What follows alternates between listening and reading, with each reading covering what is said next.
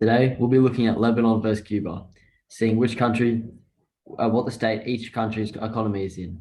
We'll be looking at their situation analysis of their economy, a monetary analysis of their economy, and a fiscal policy analysis of their economy. Over the recent years, Lebanon has been the victim of a harsh economic and financial crisis. The effects of COVID-19 and also the explosion of the port of Beirut in August last year caused GDP to drop over 20%, and now nearly 50% of Lebanon's citizens live under the poverty line. The banks no longer lend money and no one feels safe putting their money near them. The enormous inflation, reaching triple digits in 2021, affects primarily the middle and lower class, meaning small and medium-sized enterprises also suffer the greatest. Now on to Cuba. The socialist island country of Cuba has been consistently under pressure throughout the past decades, but more significantly as of late due to the COVID-19 pandemic. Given the Cuban government's executive power over more than 90% of the country's economy, the service industry remained largely unaffected by COVID, with the exception of the tourism industry, which accounts for 28% of all service exports. The tourism industry also plays an integral role in economic growth and development for the country. As a result of the tightening of lockdown restrictions, the increased expenditure on health and job benefits and collapse of international commerce, Cuba's GDP was anticipated to decline by 8%, and Cuba was expected to have a fiscal deficit of greater than 6.8%. We've given Lebanon a rating of 1 out of 5 for the situation their economy is in, and Cuba a rating of 2 out of 5. Now onto the monetary policy.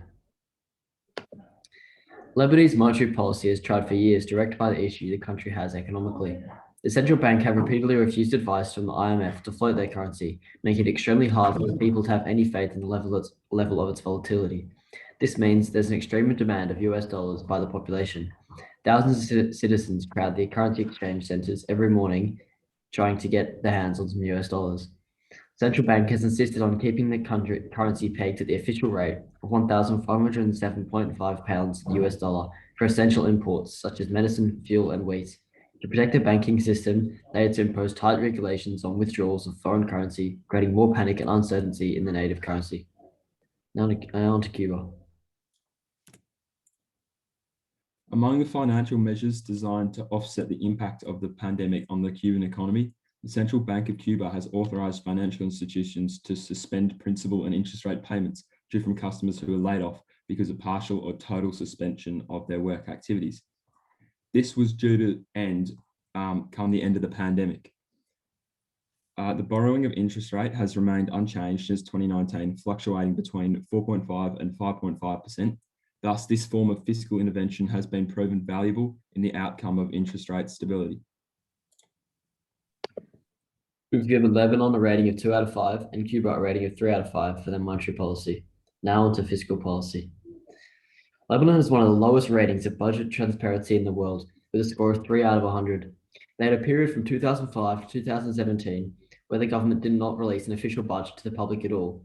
This has recently changed, with a reform on transparency and community involvement in fiscal decision-making be a priority. A policy of austerity is quite apparent in the budget and in their fiscal policy, a policy that is unlikely to work in this situation. It has no public support as it primarily affects the individuals that rely on the government most, being the middle and lower classes, the rich staying unaffected. There have been budget cuts in nearly every part of the public sector. During a pandemic especially, cuts to some of these key areas will do nothing to boost economic growth or slow the rising debt and inflation present in the economy. Now onto Cuba. On the 20th of March 2020, the Cuban government announced a series of tax measures aimed at softening the impact of the partial closure of jobs and activities due to the restrictions imposed from COVID. The measures adopted included the payment of wage guarantees received by workers laid off in firms in the budgeted sector will not be liable for personal income tax or other social security contributions. The government also announced that the payments that individuals would normally be making of monthly tax installments, tax on sales and services, labour force use, sworn statements, and others would continue to be deferred. It was reported that administrative councils had the power to reduce monthly tax payments by up to 50% for the affected activities.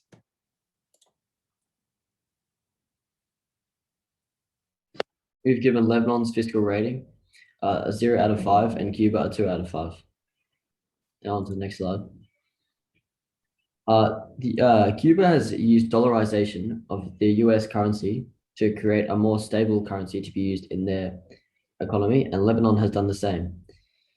The Lebanese lira trades on somewhat of a black market because the central bank still identifies the official pegged exchange rate at around 1500 to the dollar.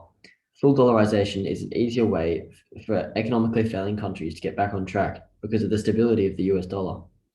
Both Cuba and Lebanon in the past have both been extremely non-transparent with their budget and economic spending. This leads to public mistrust and makes it also harder for international organizations to make judgments over how to help the nation. Unlike Cuba, Lebanon has received a large amount of international aid from several countries and organizations like the World Bank, which have large amounts of money and effort invested into the country to try and bring it back to economic stability.